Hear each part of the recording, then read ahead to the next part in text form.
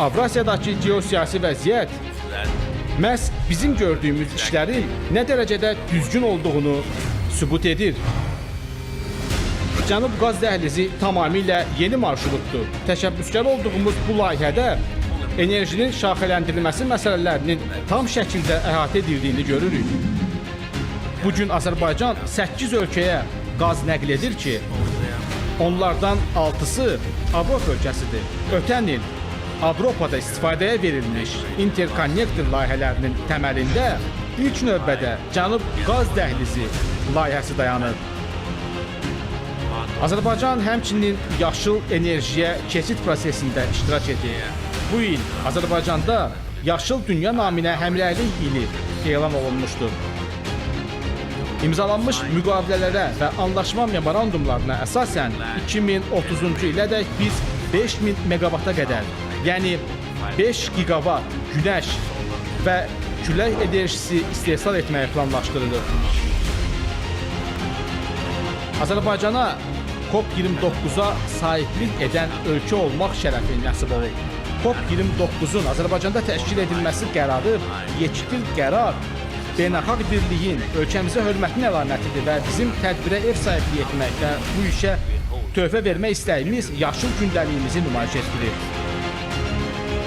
Əminəm ki, qarşımıza qoyduğumuz bütün planlar həyata keçiriləcək.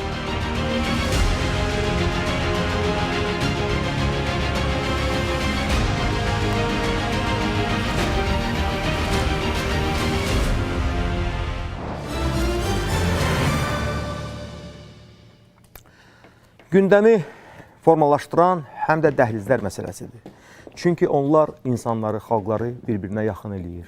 Onların arasında mübadiləni, əməkdaşlığı gücləndirir və nəhayət insanların gələcəyə olan ümid və gözləntilərini doğruldur. Və nahaq yerə o insanlar ki, bu günləri fəaliyyət göstərməklə gələcəyə artıq körpülər atırlar, onları gələcəyin memarı adlandırırlar. Çünki həqiqətən də onlar bu günləri gördükləri işlərlə bağlı gələcəyin konturlarını cızırlar və insanların bütün planlarını konkret bir kontentlə də təmin edirlər. Və biz həmişə əmin oluruq ki, həm sözü və hərəkəti bir olan qüvvələr demək olar ki, insanlara həm ümid gətirirlər, digər tərəfdən də onları böyük işlərə ruhlandırırlar. Və bu baxımdan əlbəttə ki, Azərbaycan Respublikası son illər ərzində həqiqətən də çox böyük məhsuldarlıqla geosiyasi aləmə böyük töhfələr gətirməklə də həm də enerji xəritələrini zənginləşdirir. Bəli, Azərbaycan Respublikasının rəhbəri Prezident İlham Əliyev yeni ideyalarını bölüşəndə bəzi qüvvələr bədvinliklə onları qarşılayırlar. Elə Cənub qaz dəhlizi özü bir layihə kimi bir çoxlarında şübhələr də doğururdu. Ancaq artıq Azərbaycan lideri o addımları konkret şəkildə ataraq göstərdi ki, xeyr, onun yanaşması realistik yanaşmadır və digər tərəfdən də bu layihəyə çox böyük ehtiyac var. Və bu günləri biz bir daha təsdiq tapırıq ki, bəli, ondan artıq ölkə məhz bu layihənin bəhrəsini görür, ondan faydalanır. Salam, hörmətli tamaşaçılar.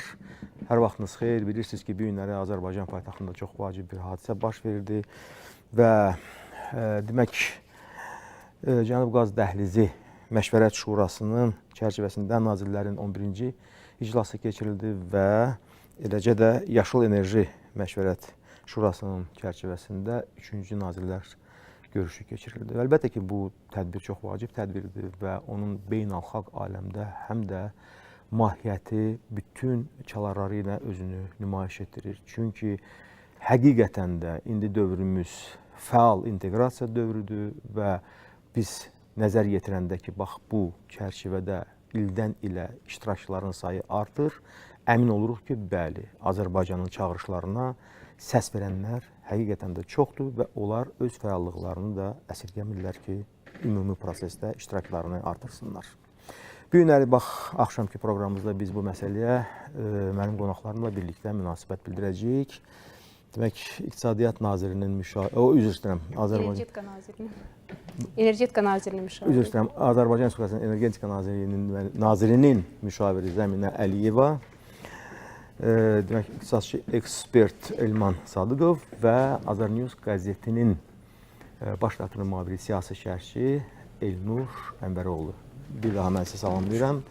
Xoş görmüşük sizi və Zəminə xanım, istərdim belə başlanğıcda sizi biz dinləyək. Çünki həqiqətən də sizin təmsil etdiyiniz nazirlik, Energetika Nazirliyi bu proseslərdə yaxından iştirak edir. Əgər belə bir demək imkan varsa, operator, əsas operator rolunu da sizin demək nazirlik öz üzərində daşıyır və təbii ki, bu zəmində əlaqələrin şaxələnməsi diqqət çəkir. Və mən istərdim ki, ilk növbədə siz bugünkü bu məclislərin demək fərqli cəhətlərini xarakterizə edəsiniz. Çünki 11-ci dəfə demək bir tədbir keçirir, 3-cü dəfə ikinci tədbir keçirir. Buyurun. Təşəkkür edirəm Tofiq müəllim. Bəli, qeyd etdiyiniz kimi bugün enerji təhlükəsizliyinin nəbzi Bakıda döyündü və Azərbaycan Respublikasının prezidenti cənab İlham Əliyevin misilsiz təşəbbüslərindən biri olaraq 11 il əvvəl Cənub Qaz Dəhlizi ilə başlayan Məşvərət Şurası artıq yaşıl enerji dəhlizləri ilə nəinki prioritetlərini, əməkdaşlığın əhatə dairəsini genişləndirir. Eyni zamanda Azərbaycanın ənənəvi enerji təchizatındakı o strateji rolunun gələcəkdə davam etməsini təmin edir və bugün artıq Cənub Qaz Dəhlizi ilə yanaşı yaşıl enerji üzrə 3-cü iclasın keçirilməsi də göstərirdi ki, Azərbaycan bu əməkdaşlıq, unikal əməkdaşlıq platformasında enerji keçidi ilə enerji təhlükəsizliyi, təbii qazla bərpa olunan enerji resurslarının inkişafını vəhdətdə həyata keçirir, inteqrasiya edir və eyni zamanda enerji konnektorlarının, enerji dəhlizlərinin sayını uğurla artırır və bugünkü iclasın, toplantının deməli həm yüksək səviyyəsi, həm iştirakçıların geniş tərkibi, həm imzalanan sənədlər, yeni əməkdaşlıq layihələri, eyni zamanda enerji təhlükəsizliyinin bugünkü qeyri-müəyyənliklərin artdığı reallıqlarda hansı şəkildə təmin olunması üçün aparılan müzakirələrin ruhu göstərirdi ki, Azərbaycanla həm enerji əməkdaşlığına böyük maraq var, artır. Eyni zamanda Azərbaycanın bayaq siz qeyd etdiyiniz kimi həyata keçirdiyi enerji siyasəti dünya üçün bir nümunə rolunu oynaya bilər. Çünki bu nədən ibarətdir? Bugün biz görürük ki, enerji təhlükəsizliyinin ən zəruri şərtlərindən biri diversifikasiyadır. Bir mənbə yox, bir neçə mənbələrin olması, alternativ başa. Çünki diversifikasiyanın alternativi yoxdur. Bu bir həqiqətdir. İkinci isə və Azərbaycan siyasəti isə, enerji siyasətinin isə dəyişməz prinsipi nədən ibarətdir? Bu ondan ibarətdir ki, bu siyasət diversifikasiyaya əsaslanır, bu siyasət geniş şaxələndirməyə əsaslanır və xüsusilə enerji resursları arasında bərabər hüquqlu yanaşmaya əsaslanır. Məhz bunun nəticəsində biz görürük ki, dünyada enerji təchizatı ilə bağlı problemlər, gərginliklər, volatilliklər olduqda Azərbaycanın, belə desək, enerji ilə bağlı vəziyyəti həmişə yaxşı olub və digər ölkələrin təchizatına töhfə verib. Və bugün bu tədbirin xüsusilə fərqləndirən nədən ibarətdir? Biz təbii ki, burada Cənub Qaz dəhlizinin inkişafı prioritet məsələ oldu və təbii qazın bir daha müasir həm vəziyyət kontekstində, həm də dayanıqlı enerji təhlükəsizliyi üçün əsas resurslardan olduğu diqqətə çatdırmağa çalışdıq və xüsusilə burada Avropa İttifaqının siyasətinin artıq dəyişməsinə ehtiyac olduğunu vurulamağa çalışdıq. Çünki bilirsiniz, vaxtaşırı problemlər yaşanır Avropa ölkələrində enerji təchizatı ilə əlaqədar olaraq. Lakin Avropanın bugün nə müşahidə olunur? Neft, karbohidrogenlər, qaza və qaz infrastrukturlarının inkişafına məhdudiyyətləri. Üzr istəyirəm sizdən, yəni Zəminə xanım, bax burada Avropalıların bir xüsusiyyəti həmişə özünü aydın şəkildə, relyefli şəkildə bir büruzə verir. Yəni onlar bütün enerji məhsullarından istifadəçi kimi həm də bəzi hallarda anlaşılmayan bir iradlar tuturlar ki, məsəl üçün Azərbaycan ya Birləşmiş Ərəb Əmirlikləri bunlar ənənəvi enerji daşıyıcılarının istehsalçılarıdırlar. Onlar sadəcə gərək bir çox məsələlərdə bizi dinləsinlər. Amma Azərbaycan məsəl üçün özü bilir ki, gələcək nəyin arxasına gedəcək? Yaşıl enerjinin arxasına gedəcək. Bəli. Yəni Azərbaycan artıq öz diversifikasiyasını başlayıb. Bəli. Və digər tərəfdən də əgər Azərbaycan öz sərhədləri çərçivəsində yalnız öz milli proqramlarını həll etsəydi, deyərdiniz ki, bəli, Azərbaycan özünü düşünür. Amma Azərbaycan Avrasiya məkanına görün nə boyda töhfə verir. Bütün biz böyük bir arealın şəbəkələnməsinin artıq işaretlərini görürük. Yəni Azərbaycan həm inteqrasiyaya dəvət edir yeni qüvvələri və digər tərəfdən də bunlara göstərir ki, bilirsiniz, biz tək özümüz üçün yox, həm də sizlər üçün çalışırıq. Ona görə Avropanın enerji təhlükəsizliyi bu günləri məhz Azərbaycanla bağlıdır. Bəli, Azərbaycanın eyni zamanda bu infrastruktur, Cənub qaz dəhlizinin enerji böhranının dövründə strateji rolu sabit enerji təchizatının təmin edilməsi özünü sübuta yetirdi. Və bu günlərin biz baxsaq, deməli, Tofiq müəllim, Cənub qaz dəhlizi üzvü olmayan ölkələrin Azərbaycan qazına olan əlavə tələbat həcmi 14 milyard kubmetrdir. Onlar bizdən, yəni bugün belə deyək, 25 milyard kubmetr qaz ixracımız var. Onun yarıdan çoxu 51% Avropa ölkələrinə yönəlib və bu ölkələr deməli əlavə bu həcmlərdən əlavə qaz istəyirlər. Amma baxmayaraq ki, 2022-ci ildə strateji tərəfdaşlıq sənədi imzalandı Azərbaycanla Avropa İttifaqı arasında və orada hər iki tərəf öhdəlik götürürdü ki, 2027-ci ilə qədər deməli həcmlərin tədarük həcmi 2 dəfə artırılması. Amma bu gün sanki belə bir fikir formalaşır ki, belə bir situasiya müşahidə olunur ki, enerji təhlükəsizliyinə məsuliyyət yalnız bir tərəfli olmalıdır. Bu məsuliyyət paylaşılmamalıdır. Amma bu doğru deyil. Və o da müşahidə olunur ki, Avropa ölkələri tərəfindən qaza tələbatlar var, istək var, amma qanunlar, mövcud qaydalar buna problem olaraq qalır. Gəlin biz indi bax bu məqamda Prezident İlham Əliyevin bugünkü çıxışından bir fraqmenti dinləyək. Çünki faktiki olaraq İlham Əliyev Azərbaycan lideri kimi, həm də dünyada tanınan bir siyasətçi, dövlət xadimi kimi həmişə onların nəzərinə vacib mesajları çatdırır ki, bilsinlər. Yəni bu günləri birgə, həmahəng çıxış etmə vaxtıdır və fəaliyyət də gərək kollektiv sürətdə özünü əks etdirsin.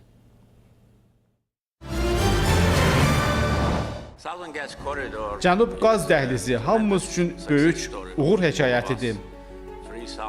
Bugün 3500 kilometrlik inteqrasiya edilmiş boru kəməri sistemi bir çox ölkələrin enerji təhlükəsizliyi üçün əsas arteriyadır. İndi o tam gücü ilə işləyir. İstər Cənubi Qafqaz boru kəməri, istərsə də TANAP və ya TAP, Cənub qaz dəhlizinin 3 ayrılmaz hissəsi tam dolu işləyir. Biz onları genişləndirməliyik. Əlbəttə ki, bunun üçün bizə maliyyələşmə lazım olacaq. Burada biz vacib bir nöqtəyə gəlib çıxırıq və bu məsələni dəfələrlə qaldırmışıq. Bəlkə faydalı qazıntı layihələrinin maliyyələşdirilməsini dayandırmaq qərarını qəbul etmiş beynəlxalq maliyyə təsisatları, xüsusən də müşahidə etdiyimiz böyük geosiyasi dəyişiklikləri nəzərə alaraq öz siyasətinə yenidən baxsınlar. Çünki nəql infrastrukturuna və hətta hasilata əlavə sərmayələr qoyulmasa, bu çox problemli olacaq.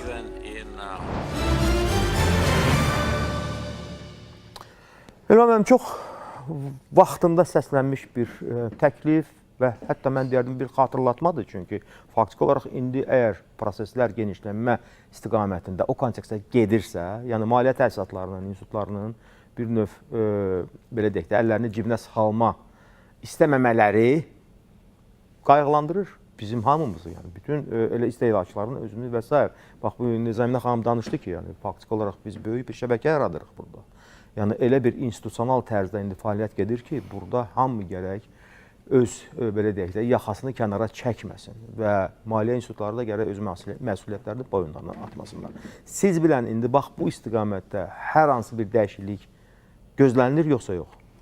Nəyə biz özümüzü hazırlayaq? Bəli, əvvəla bugün Cənab Prezidentin aktual olaraq səsləndirdiyi bu təklifi Cənab Prezident özü bir il öncə də səsləndirmişdi, yəni vaxtından öncə də səsləndirmişdi və xəbərdarlıq etmişdi və qeyd etmişdi ki, 2022-ci ildə bağlanan strateji tərəfdaşlıq müqaviləsinə əsasən Azərbaycan 2021-ci ildə 8 milyard kubmetr ixrac etdiyi qazı artıq 13 milyard kubmetrə qədər gətirib çatdırıb. Yəni söhbət Avropaya ixrac edilən qazdan gedir. Biz bunu öz imkanlarımız hesabına etmişik. Amma siz əgər bizdən mövcud rəqəmin, yəni 8 milyardın 2 dəfə artırılmasını, hətta belə bir söz var idi ki, həmin o 16 milyarda çatdırıldıqdan sonra yenidən artırılması məsələsi ortaya qoyulacaq və cənab prezident qeyd etdi ki, əgər siz bizdən bunu istəyirsinizsə, biz əlimizdən gələni etdik və hətta həmin çıxışda cənab prezident vurğuladı ki, Cənub qaz dəhlizi, TANAP və TAP hər üçün qeyd etdi. Bugün tam gücü ilə işləyir və bu dəhlizin genişləndirilməsi, imkanlarının artırılması və əlavə olaraq bu dəhliz üçün sizin istədiyiniz qazın təmin olunması üçün investisiyaya ehtiyac var. Əlbəttə. Amma siz nəinki investisiyaya qoymaq istəmirsiniz? Yəni mesajın məğzi bundan ibarət. Bəli, ondan ibarət. Hətta siz bizə qazın alışı ilə bağlı uzun müddətli təminat belə vermirsiniz. Əgər siz bizə mesaj olaraq bildirirsiniz ki, bəlkə biz sizdən, bunu keçən ildə vurğuladı cənab prezident, 10 ildən sonra qaz almayacağıq, o zaman biz bu milyardlarla dollar investisiyanı nə üçün qoyaq? Yəni, iki istiqamətdə cənab prezidentin Avropa İttifaqından, Avropa ölkələrindən gözləntisi var. Bir, uzun müddətli müqavilə, biz bilək ki, SOCAR olaraq, Azərbaycan olaraq biz də investisiya qoyacağıq. Bu investisiyanı biz hansı müddət üçün doğruldacağıq, geri götürəcəyik? Bu, uzun müddətli müqavilə ilə tənzimlənəcək. İkincisi isə siz də əlinizi daşın altına qoyun. Həmin investisiyanın yarı-yarı və yaxud da bir hissəsini siz bura qoyun və nəticə etibarilə yenə də öz tərəfdaşlığımızı, əməkdaşlığımızı davam etdirək. Bugün bu 11-ci məşvərət iclası öncəkilərdən, mən diqqətlə izlədim iclası, biraz fərqlənirdi. O mənada fərqlənirdi ki, öncəki iclaslarda prezident tərəfindən səsləndirilən fikirlər bu gün öz əksini tapdı. Biz həmişə nə deyirdik? Deyirdik ki, Avropa İttifaqı müxtəlif ideyalar ardınca gedir və hələlik müəyyən o ideyaları hələ özünü doğrultmayan və üfüqdə görünməyən o ideyalar səbəbindən real müqavilələr, real proyektlər kənarda qalır. Gəlin, biz nəyə fikir verək? Bugün ticarət üçün ən önəmli məsələ nədir? Dayanıqlı tərəfdaşlıq. Tərəflərin öz öhdəliklərini yerinə getirməsi. Azərbaycan son 30 ildə öz neft və qaz öhdəliklərini dayanıqlı və qeyd-şərtsiz yerinə getirib. Yəni, ən etibarlı tərəfdaşlardan biridir. Hətta böyük ölkələr belə, istər Rusiya olsun, istər Amerika olsun, istər digər ölkələr olsun, ya siyasi kaprizlərlə, ya mənəm-mənəmliklə, ya müxtəlif bəhanələrlə, ya embargolar vasitəsilə və s. dəfələrlə öz müqavilə öhdəliklərini yerinə yetirməyiblər. Ona görə də bugün enerji təhlükəsizliyindən biz danışırıqsa ki, hal-hazırda dünyada qeyd edək ki, iki önəmli təhlükəsizlik məsələsi var. Bir ərzaq, bir enerji.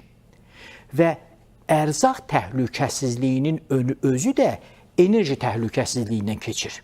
Və cənab prezident vurğuladı. Enerji olmasa gübrə istehsalı yoxdur. Əlbəttə olmaz. Kənd təsərrüfatı texnikaları işləməz. Danışdıq. Bir sözü milli təhlükəsizlik məsələsi. Bəli. Yəni enerji təhlükəsizliyi hər şeydir. Enerji təhlükəsizliyi nədən keçir?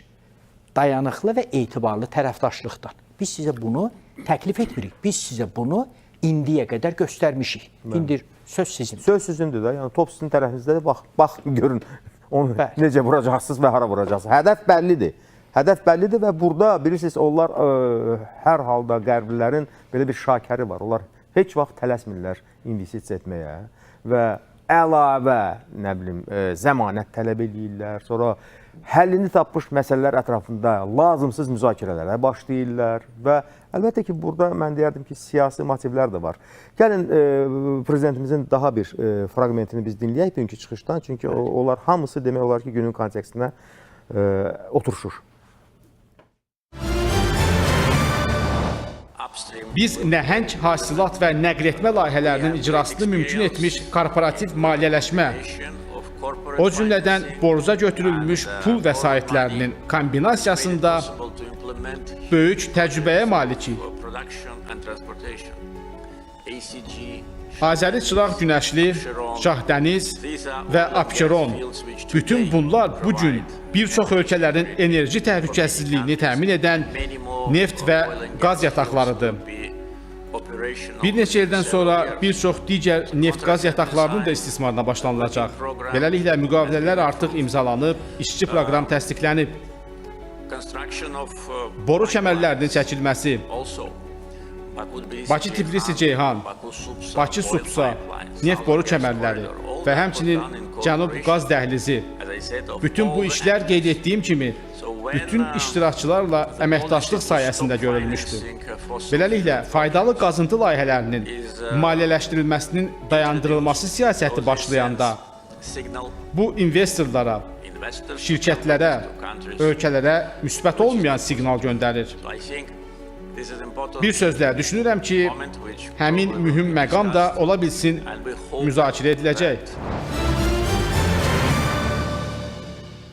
Hədəflər aydın görünəndə əlbəttə ki, asılaqəlliyi arzu olunmaz bir məsələyə çevrilir. Çünki faktiki olaraq əgər həmahəng kollektiv sürətdə fəaliyyət gedirsə, gərək hamı öz iştirakçılıq belə deyək, indekslərini açıq şəkildə müəyyən etsin. Amma mən elə gəlir ki, Elnur müəllim, burada faktiki olaraq bizim tərəfdaşların bəziləri proseslərə həm də siyasi prizmadan yanaşırlar. Çünki bəllidir ki, burada sırf iqtisadiyyatdan söhbət gedir. Geo-iqtisadi proseslərin artıq təminatını biz özlərimizə bir vəzifə kimi götürmüşük. Amma deyəsən onların o siyasi prizmadan yanaşmaları bir qədər onları çaşdırır.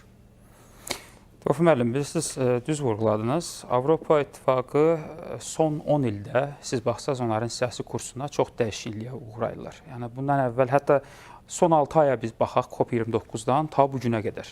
6 ay ərzində Avropa İttifaqının görün nə qədər mövqeyi dəyişdi. Azərbaycana qarşı bütün fikirlər, bütün onların liderləri və hətta mən deyərdim ki, bizə qarşı qarayaxma kampaniyası aparan və bu işdə çox böyük bir təşəbbüslə irəli sürən Avropanın bəzi siyasətçiləri bugünləri artıq əksinə öz fikirlərində tam tərsinə, yəni COP29-un nə qədər əhəmiyyətini vurğulayırlar və həmçinin də Azərbaycanla öz belə deyək münasibətlərini daha da şirinləşdirməyə, daha da yaxınlaşdırmağa doğru. Necə deyək, gec də olsa imana gəlirlər. Gec də olsa, bəli, ziyanın yarısından yəni geri qayıtmaq belə deyək fikrinə gəlib çatıblar. Bilirsiniz, həqiqətən də bugün geosiyasi vəziyyət Avropanı artıq vadar eləyir ki, Azərbaycanı real bir enerji tərəfdaşlığı kimi görməyə. Bundan əvvəl görmürdülər. Bundan əvvəl müxtəlif növ bəhanələrlə Azərbaycanı ittiham edirdilər. Güya Azərbaycanın təbii ehtiyatlara sahib olması bunun onun öz günahlarıdır. Amma bu çox absurd bir fikirdir. Əlbəttə, bir ölkənin özünün təbii sərvətinin olması, neftinin, qazının olması onun niyə görə günah olmalıdır? Yəni bu sadəcə bir bəhanədən başqa bir şey kimi yəni yozula bilməzdir və hesab edirdilər ki, güya Azərbaycan təkcə yəni belə deyək, neft və qazın üzərində öz iqtisadiyyatını təmərküzləşdirib, amma biz bunu da görürük ki, Azərbaycan üzərinə götürdüyü öhdəliyi COP29-dan əvvəldən hətta başlayıb və hətta bu günləri 2030-cu ilə qədər götürdüyümüz bəzi öhdəliklərin bugün artıq müəyyən təməllərini artıq qoymağa başlamışıq. Bu da özünü əksini göstərməyə başlayır. Və indi baxın, biz bugünkü tədbirin ikili paralel olaraq keçirilməsinə diqqət eləyək.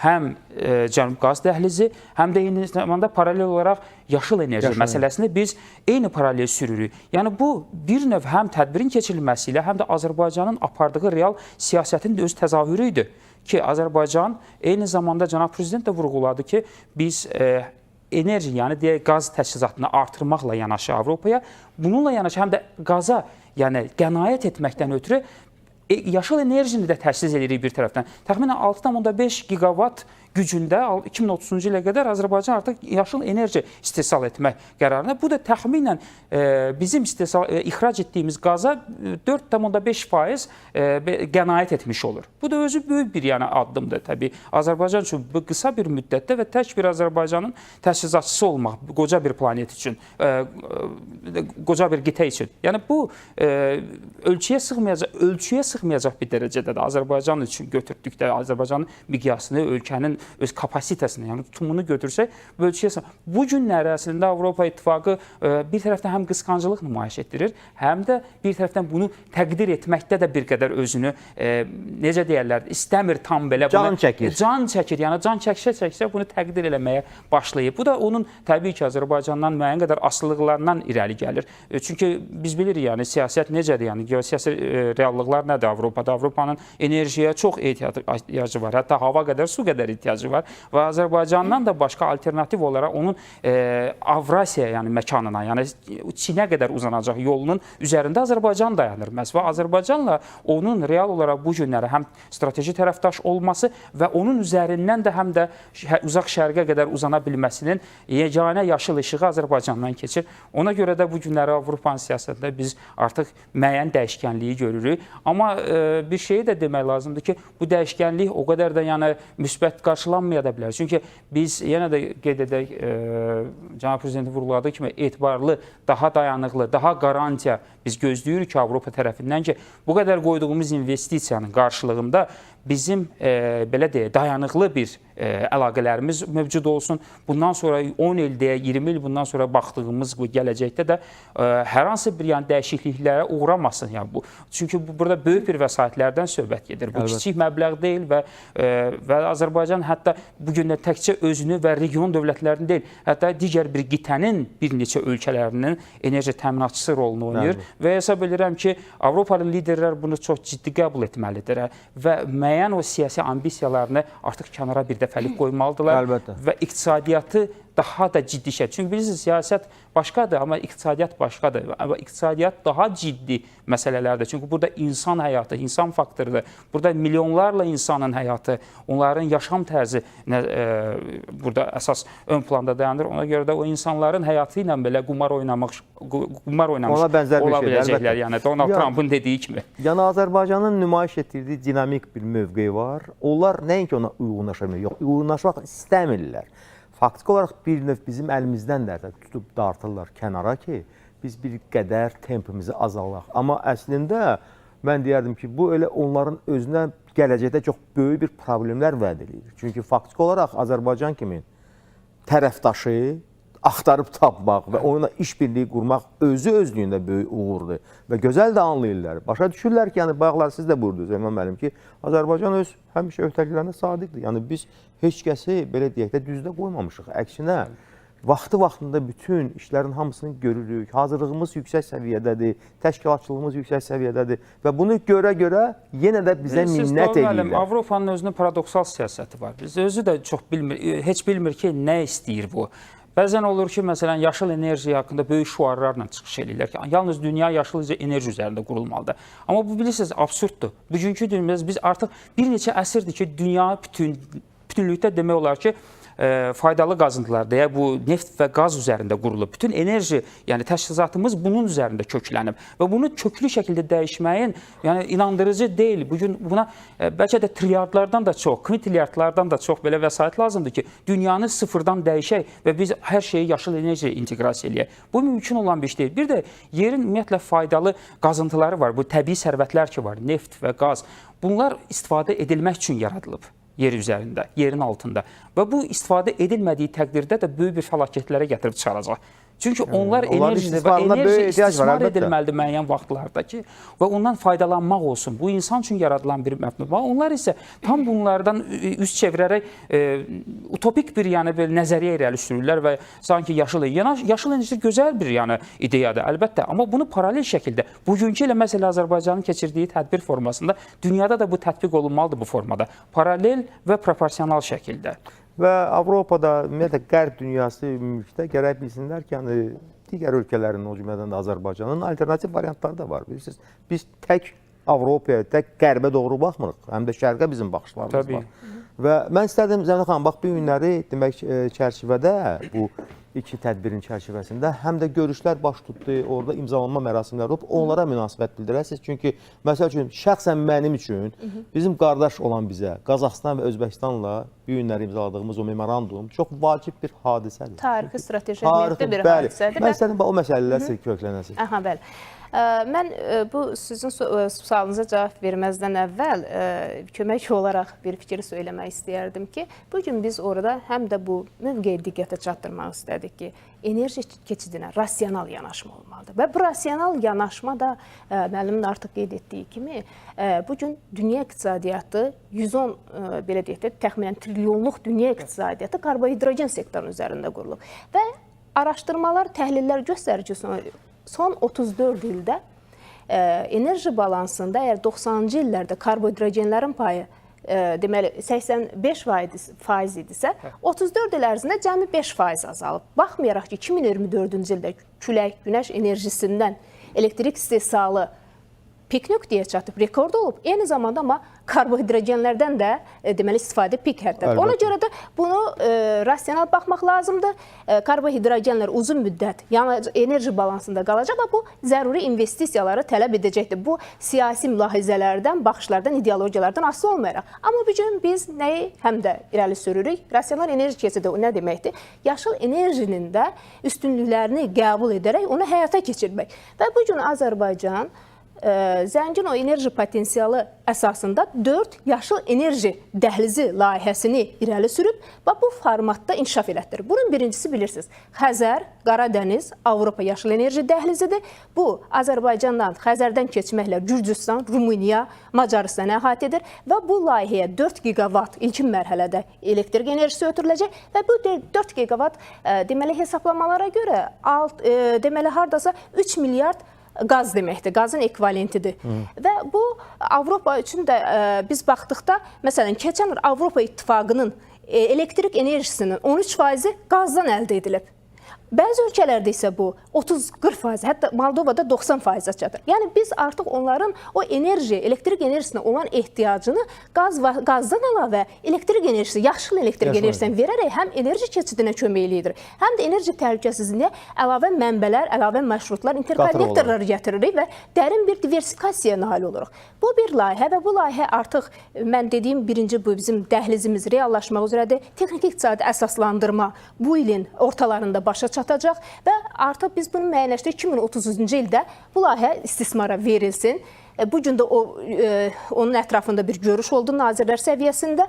İkinci bir məsələ Mərkəzi Asiyadan Azərbaycana olan yaşıl enerji dəhlizinin qurulması və bunun növbəti mərhələdə istər həmən o dediyimiz Qaradəniz üzərindən keçən dəhlizi əlaqələndirmə perspektivi var, Avropaya yönəldilsin. Çünki çox böyük zəngin bərpa olunan enerji potensialının Mərkəzi Asiyadan gəlməsi nəzərdə tutulur. Hardasa 12 gigavata qədər onların böyük bir potensialı var və bu gün Asiya İnkişaf Bankı, Asiya İnvestisiya İnfrastruktur Bankı və deməli Qazaxıstan, Özbəkistan, Azərbaycan arasında imzalanan sənəd məhz bu layihənin texniki iqtisadi əsaslandırılmasına maliyyə dəstəyini nəzərdə tutur ki, bu da artıq imkan verir ki, qısa müddətdə texniki iqtisadi əsaslandırmaya başlansın və layihənin həyata keçirilməsi real bir mərhələyə daxil olsun. Yəni iki o maliyyə institutu bu prosesdə iştirak edir və artıq razılıq əldə olunur. İştirakını təsdiqlədilər və bu bilirsiniz, enerji vasitəsində ilk dəfə olur ki, belə deyək də Transxəzər bir enerji dəhlizi yaranır Mərkəzi Asiya ilə Azərbaycan arasında və bizim digər bir layihəmiz var, hansı ki Naxçıvanın zəngin enerji potensialını bugün texniki iqtisadi əsaslandırmalar göstərir ki, deməli 6-7 gigavat iqtisadi potensialı var ki, bu enerji potensialının. Bunun deməli Türkiyəyə ixracı və Türkiyə üzərindən Avropaya ixracı və bunun da artıq deməli iki marşrut burada nəzərdən keçirilir ki, həm Naxçıvan üzərindən Türkiyə ola bilər. Eyni zamanda indi reallıqlardan asılı olaraq Zəngəzur dəhlizinin açılacağı təqdirdə daha bir dəhliz Azərbaycan üzərindən də keçərək Türkiyəyə getsin. Yəni burada baxın, xəritədə böyük bir birləşim yaranır. Mərkəzi Asiyadan enerji gəlir, buradan o bizim üzərimizdən Zəngəzur dəhlizi vasitəsilə Naxçıvan, Türkiyə belə şaxələnmə gedir və bu nəhayət bir dəhliz üzərində də biz sənəd imzaladıq. Yaşıl enerjinin ötürülməsi və ticarəti bu Azərbaycan, Gürcüstan, deməli Türkiyə, Bolqarıstan arasında artıq bu bir quru yolu ilə. İndi burada bir sual yarana bilər ki, bu dəhlizə bir-birinə alternativdirmi? Yox, bunlar rəqabət qabiliyyətli düzdür, yaradır, amma eyni zamanda bir-birini dəstəkləyir və biz görürük ki, bugünkü reallıqlarda bir mənbədən asıllıq həmişə enerji təhlükəsizliyi üçün böyük təhdiddir. Biz yaşıl enerjinin gətirməklə, bilirsiniz, yaşıl enerji həm də çox böyük mənfəətləri olmaqla yanaşı, iqtisadi rifahı təmin etmək, ekoloji cəhətdən ətraf mühitin qorunması kimi üstünlüklərə malik olmaqla yanaşı, bunun təbiətində bir dəyişkənlik var və yaşıl enerji balanslaşdırmanı tələb edir.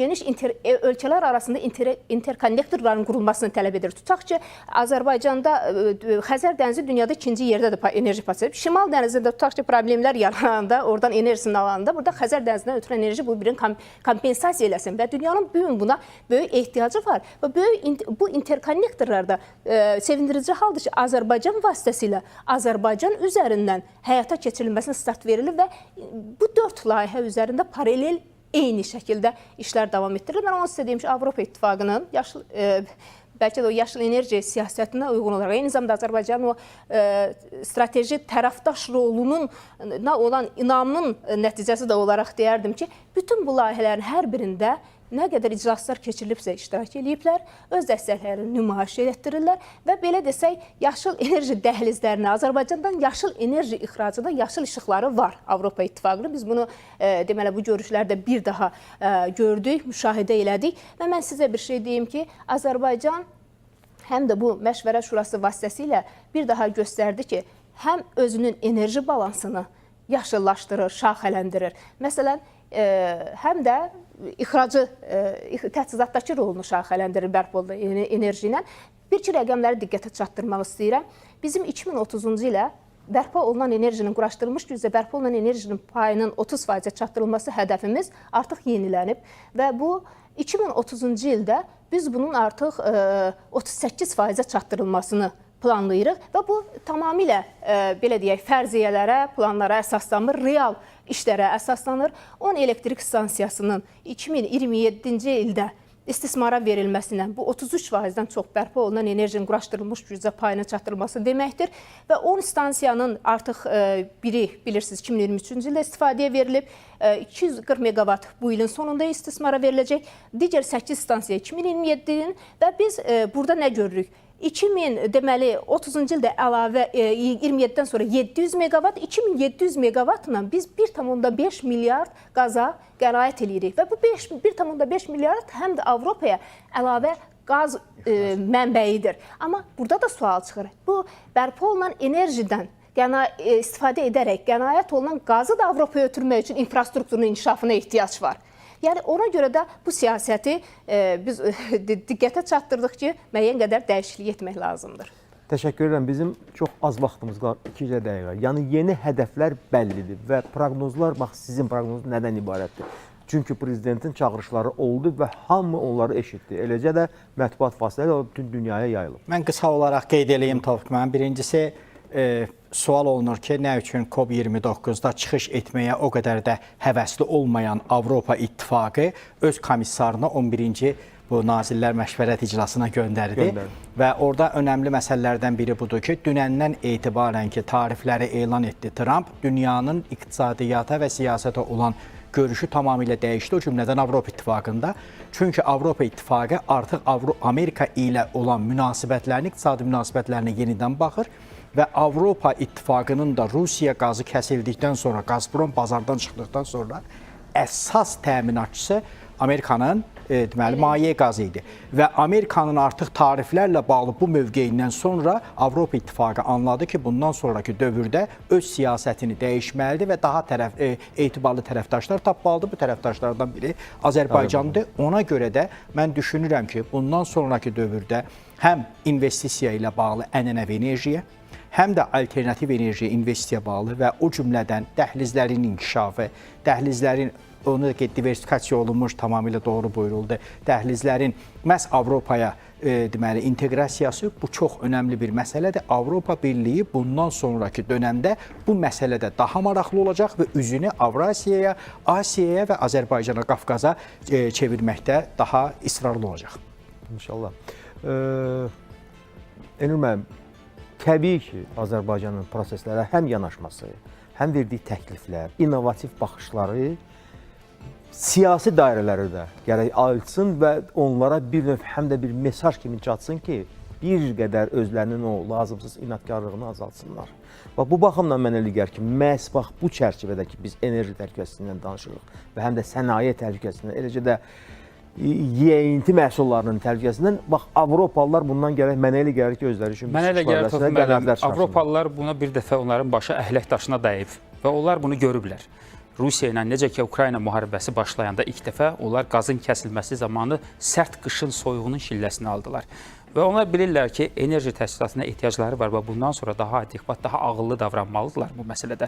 Və siyasi, yenə az öncə qeyd etdiyimiz kimi o ambisiyalarını, o maraqlarını arxa plana qoyaraq ön planda əsas ağıllı və bu cür daha adekvat məsələlərdə təşəbbüs göstərməlidirlər. Yəni mən qısaca bunu deyə bilərəm.